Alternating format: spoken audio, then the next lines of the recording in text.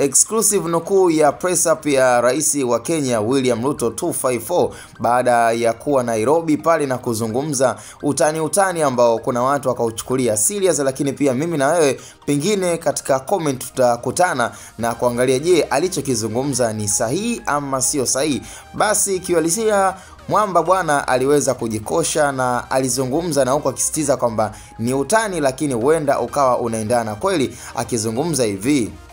Rais Ibrahim Traore ni kiongozi mzuri na amekuwa akipendwa na kuzungumziwa sana, lakini anachokiamini kwamba Rais Ibrahim Traore kama angekabidhiwa nchi ya Kenya yani 254, yani ingekuwa ni vigumu sana kuiendesha nchi hiyo ya Kenya, kwa sababu anaamini kwanza wananchi wa Kenya wana elimu pana kuhusu nchi yao, na wananchi wa Burkina Faso wamekuwa ni wananchi ambao kiuhalisia huwezi ukawalinganisha na wananchi wa Kenya, na hata kielimu kwamba Kenya iko juu zaidi ya nchi ya Burkina Faso. Achana na maendeleo ya nchi na achana na uchumi wa nchi, lakini kwenye upande wa kielimu wanaamini kabisa kwamba Kenya iko juu zaidi ya nchi ya Burkina Faso. Kwa hiyo kuendesha nchi ambayo ina wasomi wengi na wananchi wao wana elimu kubwa na wana elimu pana ni vigumu sana. Kwa hiyo William Ruto ameendelea kujipiga kifua na kujikosha kwamba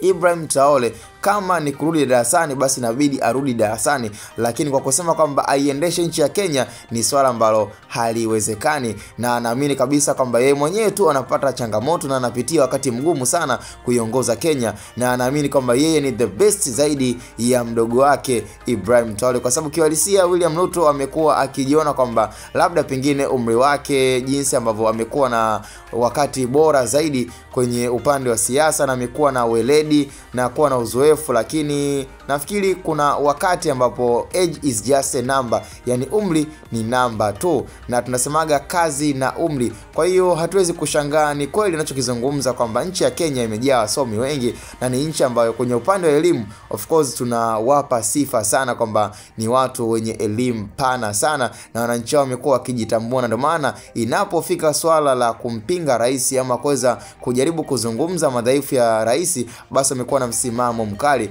Kwa hiyo kwa hili ambalo limeweza kuzungumzwa, je, umeweza kulipokea vipi kwamba unahisi Rais Ibrahim Traore nchi ya Burkina Faso anaiongoza na kujipatia umaarufu kwa sababu tu labda nchi yao yani na wananchi kwamba wamekuwa na elimu ya kawaida, kwa hiyo ni rais tu, hata ingekuwa kwa rais yeyote mwingine angeweza kuongoza, ama unaonaje? Na je, unaamini kwamba Rais Ibrahim Traore angekabidhiwa nchi ya Kenya angeshindwa kuikontrol na kuiendesha? Basi nafikiri tukutane kwenye comment, na kwa matangazo zaidi wasiliana nasi kwa nambari 0684006225 hapo kama una bidhaa yako ama unataka kutangaza nasi basi no